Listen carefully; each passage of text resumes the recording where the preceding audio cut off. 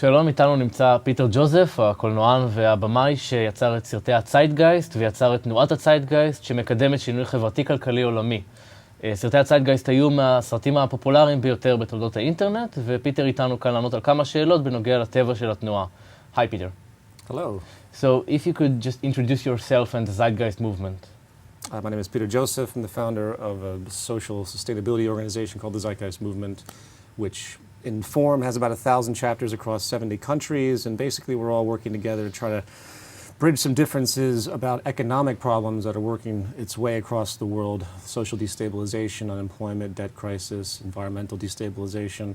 And this community is attempting to bring new sustainable ideas to the forefront to basically revolutionize economy as we know it, hence revolutionize human values as we know it, so we can try to create a new way of life, you know. And it's a grassroots movement with that basic premise.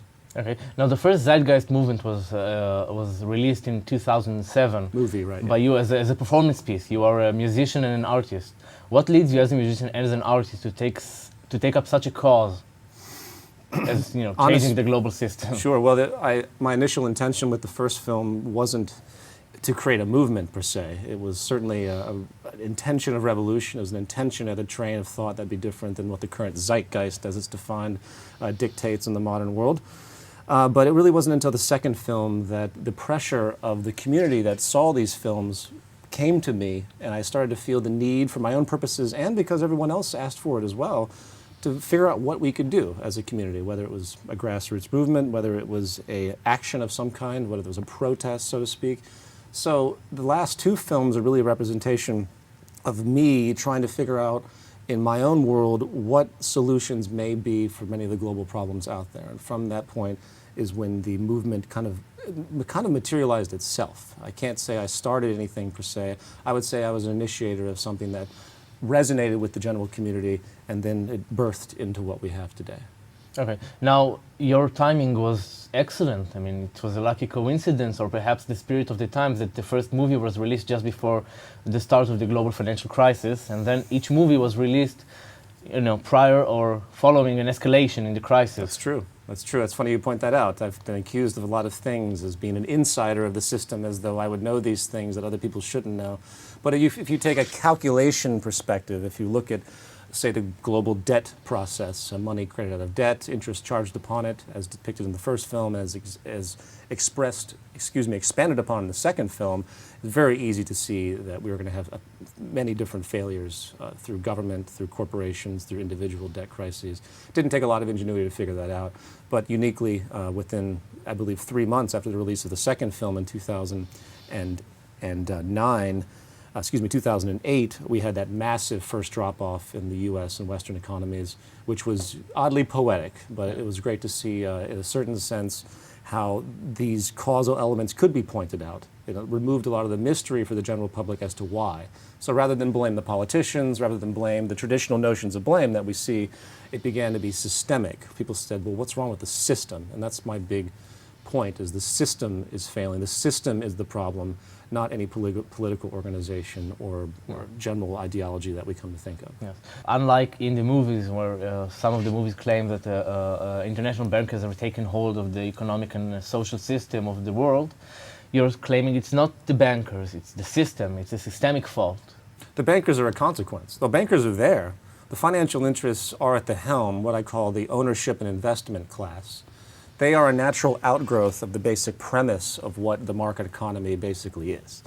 And they are in control, they are there, but we have to remember that it's not the they as a causal point. It's not they as some manifestation that comes out of nowhere that suddenly, like God or aliens, they're suddenly in hold of everything. No, they are products of this system. They're victims of the culture that's been created by the model of economics that we have. So if you want to change the they, we don't pose blame upon them per se. We look at what supports their values, and we figure out that, yes, the system has to go before we can pose any form of blame on the individual. As far as I'm concerned, there's no blame to be made on any individual for any reason, because we're all victimizations, we're all victim consequences of the culture we're born into. Yeah. Now, the claims of the Zeitgeist movement and the Zeitgeist films are extreme. You've been called extremist, propagandists, and other kinds of claims. What do you have to say about such claims that have been made against you? Well, it doesn't surprise me if you look at the history of any political or economic activism or any type of philosophical activism that goes against the status quo. The knee-jerk reactions of the general public, not to mention those that uphold the true power, meaning the politicians or the major news agencies, very often those are their first reactions. So you're subversive, you're a conspiracy theorist, you're whatever people want to think of. And I've even had some critics go on to say that I support a terrorist concept, which is even more unbelievable, but it doesn't surprise me. And as the movement gains traction, and as the global awakening continues, a lot of this rhetoric will continue, unfortunately. So I just I maintain a good patience with it and just keep promoting the positive ideas that I do. Now, looking forward towards the future and considering the Occupy movement and all the protest movements around the world, where do you see us going? Where do you see the system heading? Do you see us heading in a good direction, in a positive change, or do you heading towards a catastrophe? It's a mix. Depends on what level you're looking at. I see, unfortunately, with the debt crisis, the unemployment crisis, and the pending energy crisis, established energy crisis, I see a lot of upheaval and problems and disarray and periodic forms of what you call collapse and, of course, insurrections, such as the Occupy movement. The Occupy movement didn't surprise me at all. In fact, I foreshadowed it a little bit in the end of my third film. About 5 or 6 months before the Occupy movement emerged, I had this depiction of this global awareness against the financial system. So with all of those negative things that are occurring, there's always the pressure to figure out what the solution may be. So simultaneously, you have all of these wonderful organizations, the Zeitgeist movement aside, all these other amazing organizations and concepts and green revolutions even happening in certain corporate establishments, even though, as far as I'm concerned, it doesn't even come remotely close to what's necessary. But there is something happening where people are beginning to think more outside of the box. And as with any societal problem, you end up with people that see it, they experience it, and they want to change it. So there's a biosocial pressure that you would call it. And all we can hope is that instead of seeing even more suffering and collapse, you get another subculture of people that are willing to kind of step up and really push for absolutely new, groundful changes that can stop this before it gets to that point. You know what I mean? So there's two factors happening, which one's negative, one's positive, but they kind of go in tandem because we really don't change as human beings until we're kind of forced to, as history has shown. Yeah. Thank you very much. Oh, thank you. Thank you. Yeah.